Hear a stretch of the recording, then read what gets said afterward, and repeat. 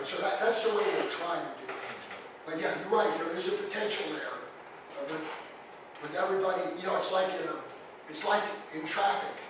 If everybody moved at the same speed, at the same distance, it would be fine. But then somebody slows down and everybody else slows down.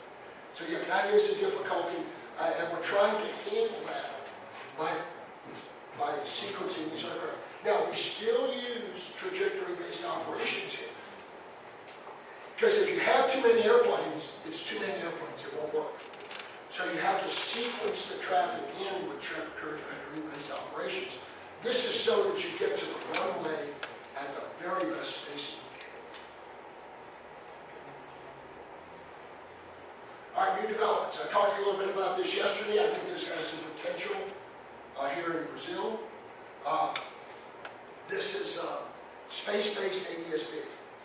So the Iridium Corporation in the 1990s sent up 66 communication satellites, and it was, like I said, it was pretty neat. They had big phones, but if you had an Iridium phone, you could talk to anybody in the world. Because these satellites covered every point on the Earth.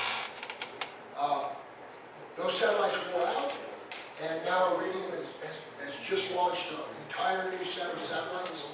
I believe, I want to say they launched 72 satellites. It's not that. 66 is the constellation, so they launched some spares. And those satellites cover the entire Earth. A company called Arion, now called Arion, worked with Iridium, and they put an ADS-B receiver on those satellites. These satellites are about 1,000 kilometers orbital altitude. Okay. And there's, I believe there's 6 orbital planes, and there are 11 satellites per plane. I believe that's correct. Don't take that to the bank. I believe that's correct.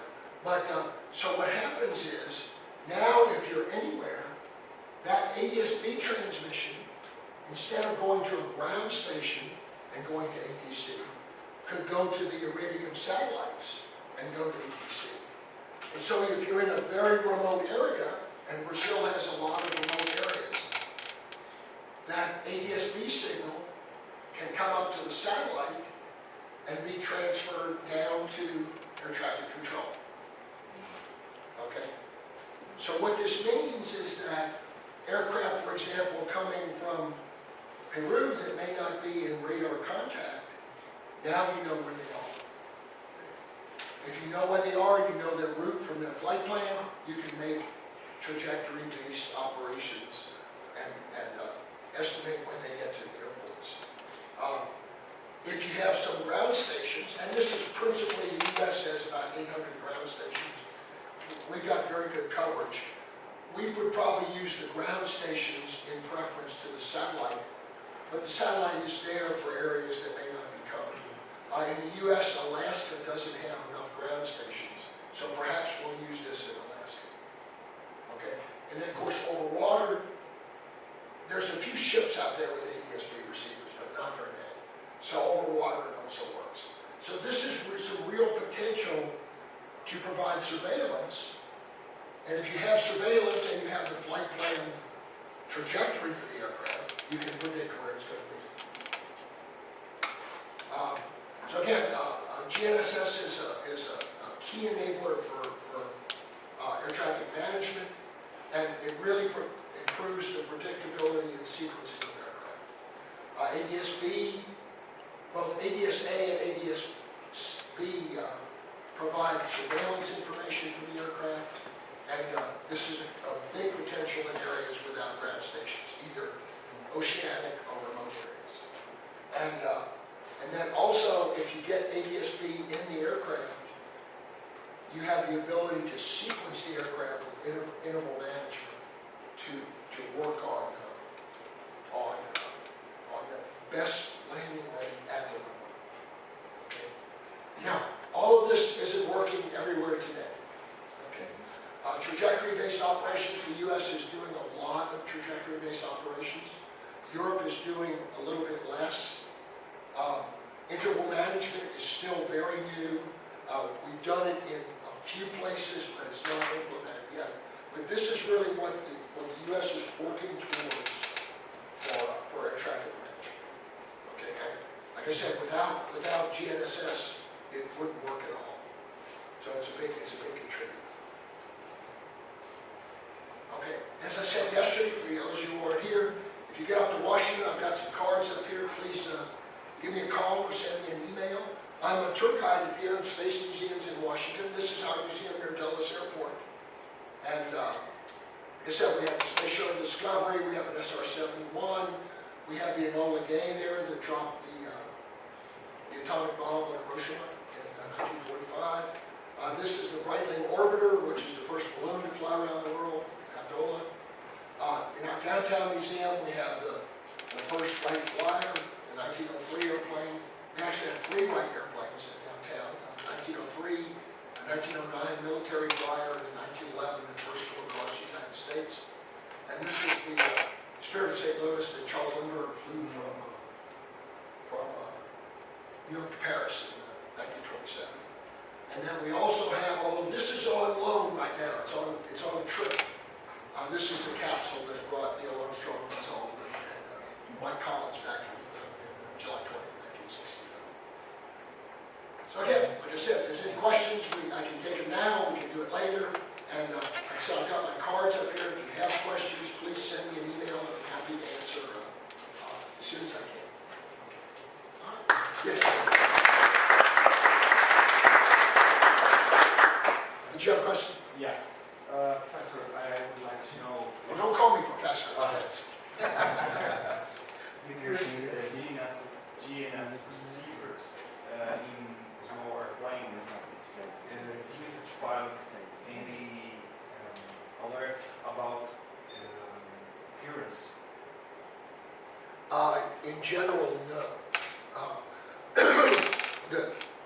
So my receiver in my airplane tells me my route of flight. I entered my route of flight. If I get off of my route of flight and I get an indication that I'm off, but there's no alert. For example, in a GNS for 30. Yes. Yeah, I have a 430. That's what's in my airplane. Yeah. When it's able to do RNP approach. So right now, well, okay. So let me back up a little bit.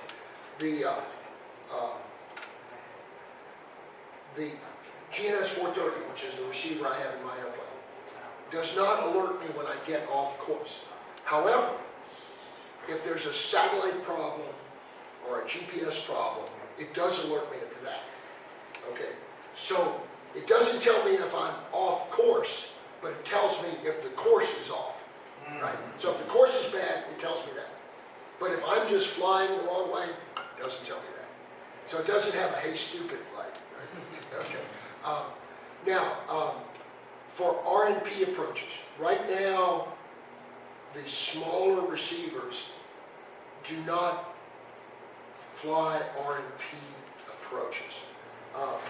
But in fact, they could. It's just a matter of incorporating that into the approach. Because the main difference between RNP and RNAV is there's a little bit more alerting. But the capability is there. But the small aircraft receivers right now generally do not fly RNP approaches. They fly RNAV approaches. But can I develop a smartphone application for this person? So it's interesting. Yeah. Let me give you an example. So this smartphone has SBAS in it. Okay? And I guess the whole phone was maybe $300 US. I don't remember exactly what it was. My ADS-B system in my airplane has SBAS in it. That system, now it's a transmitter and other stuff, was $5,000. You know? Okay. My GNS 430 is a navigator, and it has systems in it, and it was $10,000. So now fortunately, this has been, I've owned this airplane for 17 years, so I haven't had to pay this all at once. So why the big cost difference? And in my opinion, it's certification, okay? This receives the S-band signal, it receives WAS. Does it really look at integrity? Does it really look at how accurate the signal is? My ADS-B receiver receives the WAS signal and has some checking in it for accuracy and integrity, because I have to transmit that information on ADS-B, okay? But not very much. My GNSS-430, my navigator, has a lot of stuff in there because I'm doing approaches to runways down to about 60 meters height. So I have to know that that's correct. Also, my navigator has a database for the whole United States. So all of the approaches, all of the routes, all of the airports, everything is in that database. So there's different levels of certification that go into this and different levels of capability. So could we do it on a smartphone? Sure you could. You have a $10,000 smartphone. You know? So don't leave it on the metro, right? Yes, sir. What's your feeling about to use the GNSS signal for, TVO, for example, during geomagnetic storm and for low and equatorial region during vulnerable event? So what happens, now, Brazil has the best experience in the world, or maybe the worst, for ionospheric and for geomagnetic storms.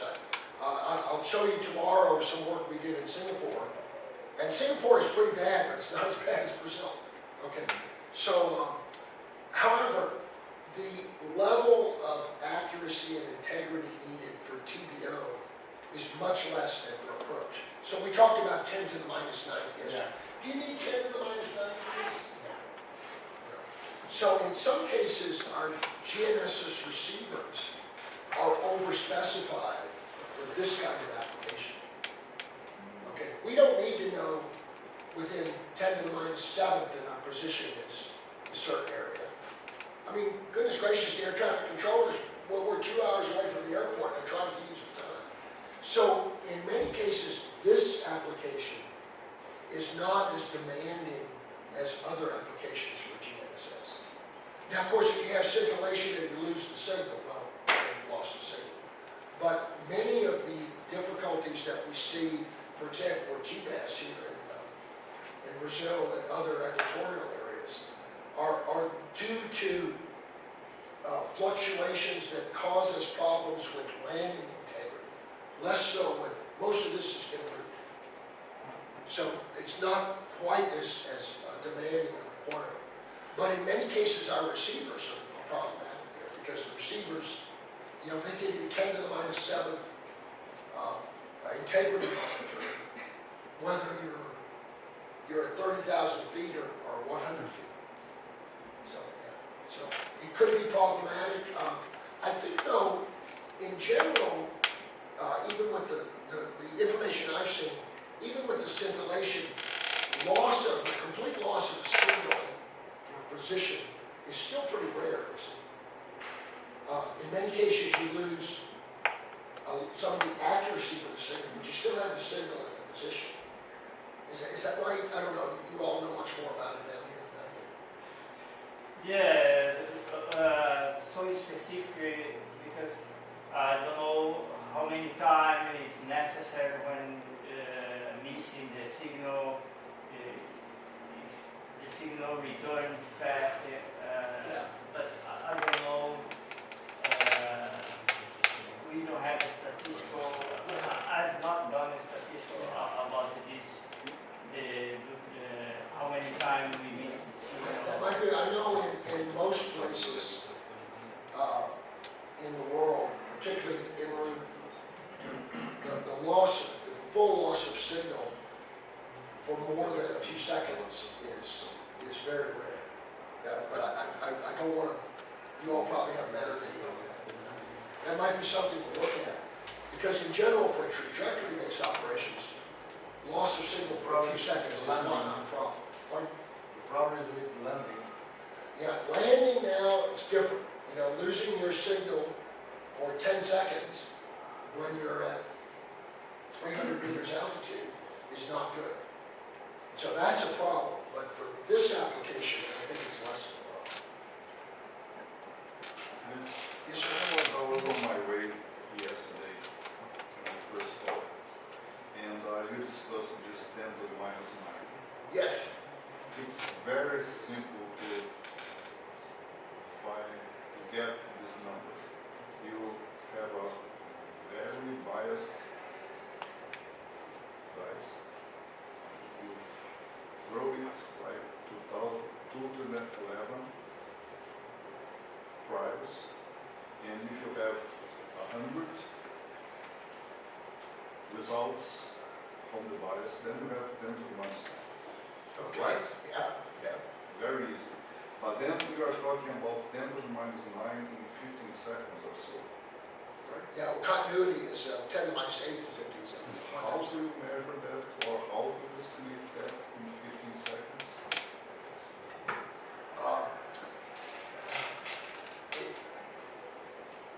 To be truthful, it's almost impossible.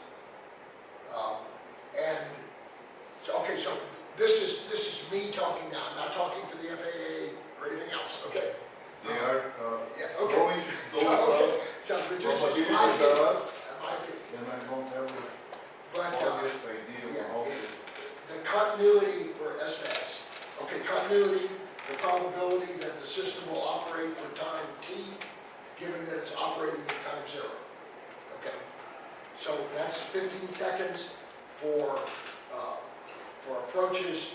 That requirement is 1 times 10 to the minus 8, or 1 to 8 times 10 to the minus So 8. that's to throw a dice, 2 to 11 Yeah, times, to the 11th is probably pretty close, yes. to get 100 Yeah. samples of battery. And so how do you In 15 actually seconds. show that? Yeah. In my opinion, I don't think anybody has ever shown an operating system to meet that continuity rigorously. Or any of those numbers. Okay, so when we talk about an integrity, for example, or an availability, say 10 to the minus 7, Given that, we've been operating GPS for like 25 years. 100 factor, Yeah, so between frames. you can get at least some data on that. But trying to do continuity where you have any outages at all, it's really just been an estimate. But estimate how. So there's a couple of different ways, man. In fact, I'd send you a paper we wrote I would appreciate on different ways that we've estimated SVAS continuity. And they're not perfect. Okay, it's not something you can get out of a textbook. It's very difficult to do, and in my opinion, if you wanted a stamp of, yes, this is it, it doesn't quite mean it. We think, just on a personal opinion again, why do we need a continuity of 10 to the minus 8 in 15 seconds for an approach? That's 1 in 100 million. Why do we need that? I think that it's tremendously overspecified. I mean, we have much data that shows, well, what happens if you have a loss of signal on an instrument approach? You go misapproach. Okay? Well, we already know, at least in the US and in major European countries, that approximately 1 approach in 1,000 goes misapproach anyway. That's 10 to the minus 3. We're 5 orders of magnitude more. I don't agree with the number. Again, this is me. But, and in fact, many people have asked ICAO, is this number valid?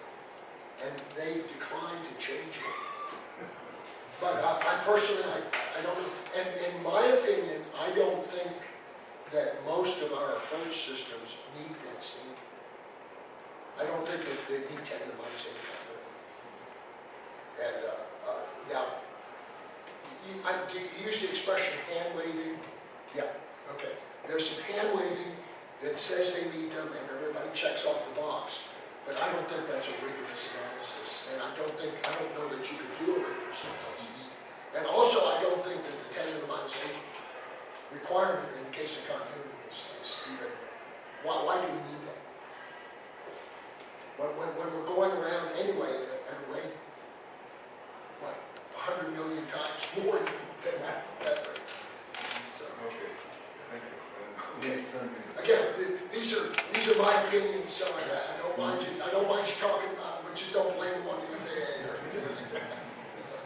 From what you said, is it possible to know how many approach was lost? Well, This statistic is possible. one of the problems though is that, let's talk about SBAS. Now, GBAS is a little bit different, Yeah. but it's the same kind of thing. The GBAS ground station and the SBAS system does not alert the pilot. No, I know. The avionics in the airplane alerts the pilot. And so when the avionics in the airplane alerts the pilot, it doesn't tell anybody about it, it just tells the pilot. And he goes, well, so how do you keep track of that? Just a little story, when I put my GNSS-430 in my airplane, and I got it upgraded to WAS, I was actually going to a fly-in in Frederick, Maryland, and they had an LPV approach there. And I thought, all right, I paid all this money for this receiver, and so I was shooting an LPV approach into the area. It was in the clouds. I'm about halfway down the approach, and it goes, LPV not available. Shoot. And now, what I had done, the runway had an ILS approach also, and so I switched over to ILS and continued, so that was okay. But we never could find out why my avionics alerted. Because I went back and I said, okay, I got Bakri and JP Furneaux and all of our GPS experts. I said, this is when it happened. I wrote down the time. Why did I lose LPV service? Couldn't find it. There was nothing the matter with SBAS that day. There was no reason for it to happen, but it happened. And the same thing will happen with GPS. You'll have an aircraft gets an alert in the cockpit, but the ground station is fine. So how do you measure even how many outages we have? Again, I don't think you can do it. So, yeah, these numbers, they're in that table and that extent. But I do think that in general, having limits on integrity and availability and things like that, these are good things. It's really hard to argue whether it should be 10 to the minus 8th or 10 to the minus 7th or 10 to the minus. That's very difficult, and it's even harder to prove in some cases.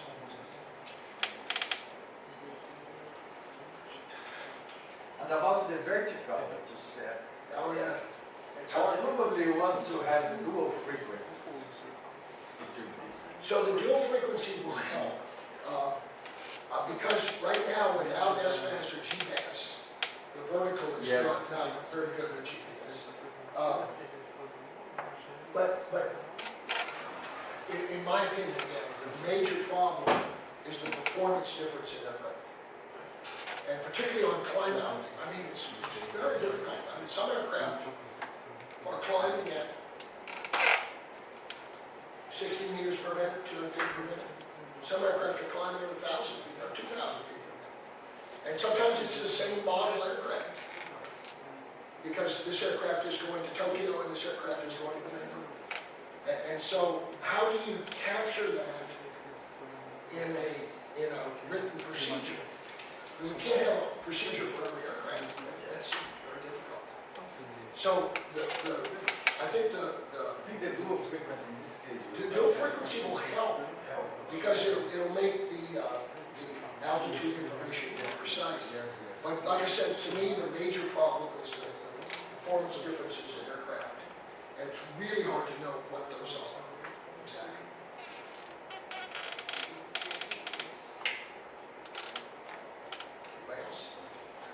So like I said, I have, if any of y'all are interested, I have cards up here. I'll be happy to answer any questions by email. I think email works best anyway. I'm on WhatsApp too, if you want to do that. If you get up towards Washington, I believe we're going to have some folks coming here next month. We're going to try to in the U.S. when you skip school and you go somewhere else, it's called playing hooky. I don't know where the word comes from. It's U.S. slang.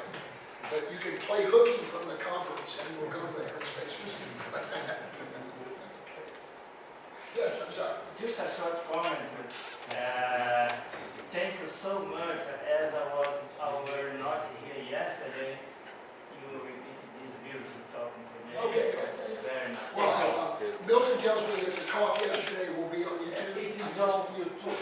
It should be recorded, so you can listen to it yesterday. Thank you. All right. Next.